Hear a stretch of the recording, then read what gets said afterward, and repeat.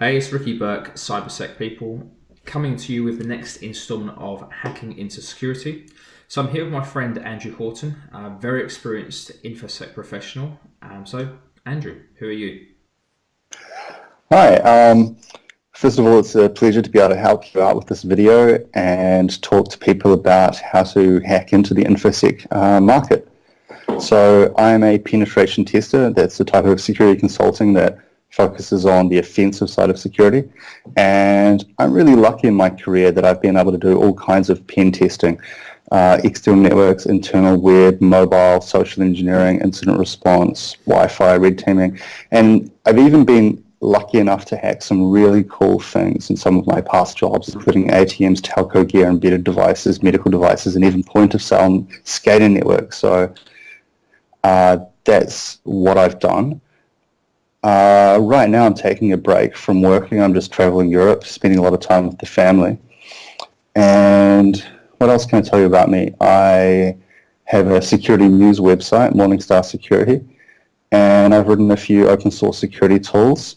And most recently, I've been making a comic called Cyber that's designed to is designed to sort of make some security concepts accessible to non-technical, non-infosec people. Fantastic. It's a good read, so always happy to share that when I say that. Okay, so out of interest, why do you work in the InfoSec industry? Because it's fun. I like it. Of all the jobs I could do with my skill set, InfoSec is the most interesting and most rewarding. Okay, simple as that.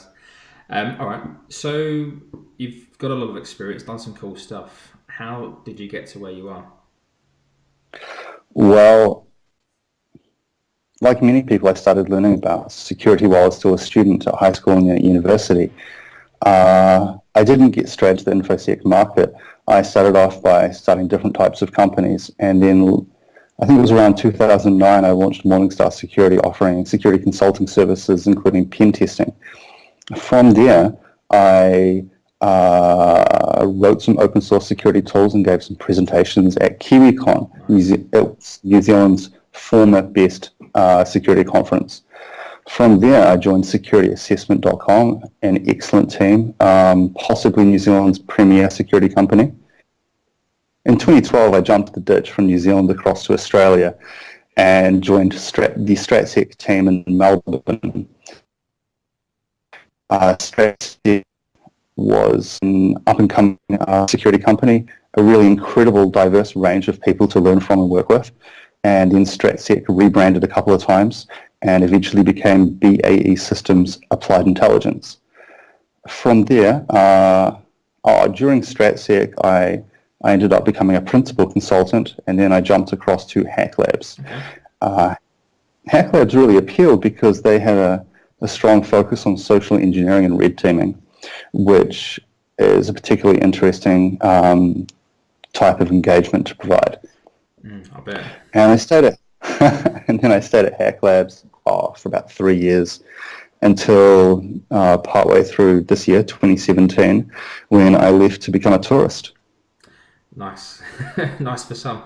Yeah, taking a break. So how did you get that initial break into the industry? Well, I was making e-commerce websites and selling them, websites for restaurants and things that would take orders online. And a friend of mine had a company and he wanted me to try and hack into it. Nice. And I said, okay. And he had a custom in-house e-commerce system that had been built in PHP. So I said, okay. So I went to OWASP and I learned about web security developments that had occurred in the last few years, anything that I might have missed because I hadn't been studying security for the last couple of years before that. And I just went through the methodology and I hacked his website. And I wrote a report basing it on some pen test report templates that I found online. Perfect. So that was the first piece of work you did. Yeah, I launched Morningstar Security as a consulting service. Did a few more, found a few more clients, did more consulting, and then eventually I ended up joining securityassessment.com. I had a number of friends working there, and it was a salary position was actually a lot better for me at that point in my career than going it alone. Yeah, okay, fair enough. So how, I suppose the bit or the gap that I'm looking to I suppose find out for yourself. So how, going from that initial pen test or hacking your friend's website to getting the job of securityassessment.com, how did you land that job basically?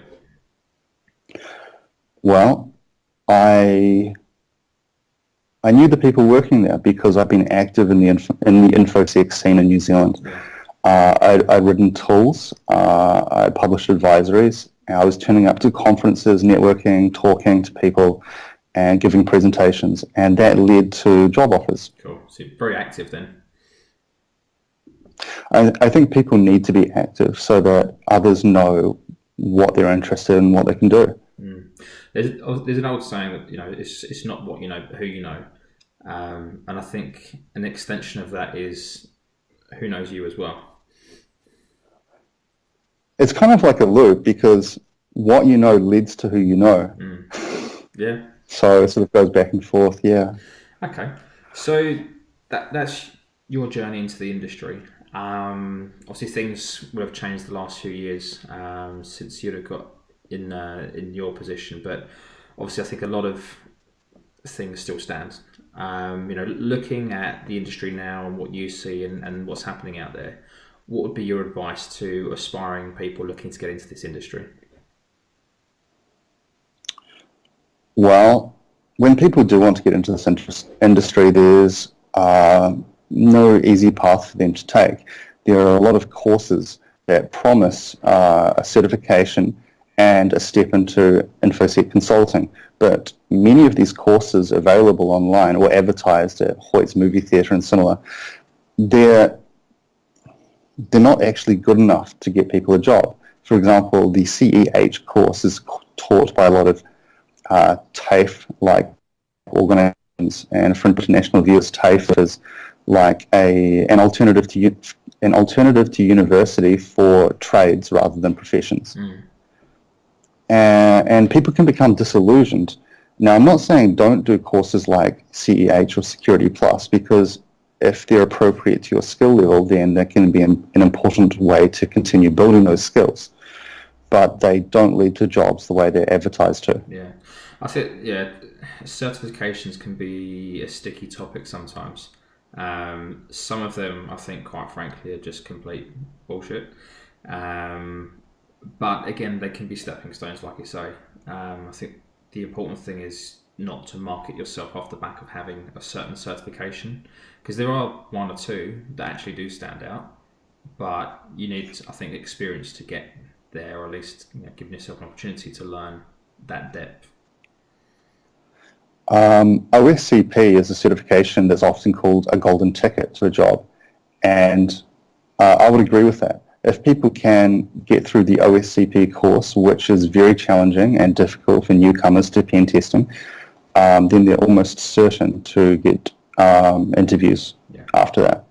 Yeah, and I think that's the biggest thing. People need a foot in the door. They need something to stand above other people, or at least have an opportunity to speak with a company. And it's, I think that's the door opener. Well, I think people need to learn a little bit about what the job is and what the companies need. You see, companies that provide pen testing as a consulting service, they just want to bring someone on who's able to do the job to a standard that's fairly beginner for the job, but still professionally acceptable. And they want to be certain that the candidate they're talking to has those skills. So they'll look for things like advisories for vulnerabilities that they've discovered, exploit code that they've written. They'll look for things like experience with bug bounties, and then doing security research and teaching others through presentations, blog articles, or even YouTube videos. All of those don't just show the level of skill, they also show the enthusiasm, which is very important. Sorry, the connection just dropped there a bit. So for anyone watching, listening, Yes. Andrew's not in Australia at the moment, so the connection's not the best. What was that last bit you said about? I suppose, yeah, enthusiasm. Okay. Okay. So aside from skills, a company who wants to hire a pen tester is going to look at attitude. Part of attitude is the enthusiasm for continual learning of information security. They don't just want someone who's uh, achieved a point in their learning, got a certification. They want someone who is able to continuously learn all the time and expand their skills. Yeah, you've got to keep learning. Things change, threats and vectors change, and you've got to keep adapting with them. To get a foot in the door, there's a sort of process to interviews. The easiest way to get an interview or a job as a pen tester is to already be a pen tester. So that's a catch-22 for newcomers. Yeah. But getting a referral and just chatting to a company isn't so difficult. You can meet representatives from companies, their staff and their hiring managers at events like security conferences. You can just drop them an email. Don't just send them your CV though. Instead, try to talk to them a little bit about what the company's looking for, what they're doing. And remember that the process of getting hired is a two-way street. You have to interview the company in the same way that the company's interviewing you, so that you can both ensure that there's a good cultural fit and the company's going to deliver the type of job you really want. Sounds like you've been listening to my interview tips. I have. And also, I think just my opinion as well is you've got to demonstrate your added value, because it's very competitive to get that first position. I think getting your second job is a lot easier. You need to show why you add value over other people in a similar position. Absolutely. And I just want to tell you a little bit about the getting hired process. First comes a referral, either word of mouth, it's a response to a job ad, or just cold calling companies who perform these types of jobs, which I recommend, by the way. Just call every company that you think would be really cool to work for. Next, you start to chat to that company. It can either be at an event, you can arrange to just go by and talk to them about what you're doing. And if they like that chat, then the next stage is the social interview, then the tech interview, then a technical test, and finally there's an HR negotiation about salary.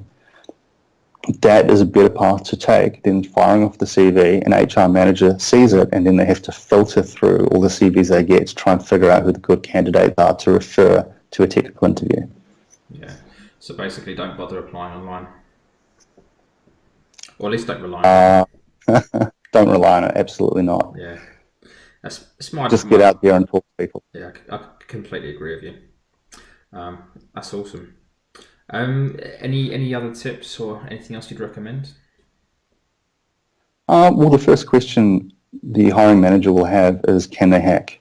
Do they have the tech skills? And that's a huge area in and of itself. After that, attitude, they have to be enthusiastic about learning. They have to be humble. You can show your accomplishments without bragging. There has to be a cultural fit as well. Yeah. Some companies are full of people who love black metal, and they might have really big beards. Other companies are full of people who have really nice suits. Yeah. And being able to fit into that culture is very important. Definitely. I think that's not just a security thing. Obviously, that's across the board. Culture fit is really important, because someone can have the right skills, but are they going to fit in that business long term? Companies want to hire for the long term, not just short term. Another tip is companies want to have proof of your skills. They're going to want to see experience if you have any qualifications, advisories, exploits, tools. Just write your advisories, your exploit. And if you can program or do scripting, then you can make some tools. They also want to see presentations and any awards or honors or any bug bounties that you might have obtained. And if you don't have, then please do go out of your way to generate those. If someone is doing those things, they're doing research or presentations or developing tools, and they don't have their own blog yet or site, would you recommend them getting that up and running very quickly? Because I think it's an easy way to demonstrate, your enthusiasm and passion for doing these things. Well, you don't need to have a site of your own to do these things, but it does help to sort of bundle everything together into one place. Yeah. So that people can relatively easily flick through all your blog posts or your advisories to figure out what you've done, rather than going off to ExploitDB or YouTube to find them separately. Yeah, personally, I think that would work better than a CV. If someone sent a link saying this is what I've done so far. Actually, that gets onto the topic of CVs. I've seen some really shockingly bad CVs from some really incredibly good candidates. So if you are writing a CV, please search out really good CV templates. Don't just start with an empty Word page, and try and learn a little bit about how to write a winning CV. From what you've seen, what's the biggest mistake people can make?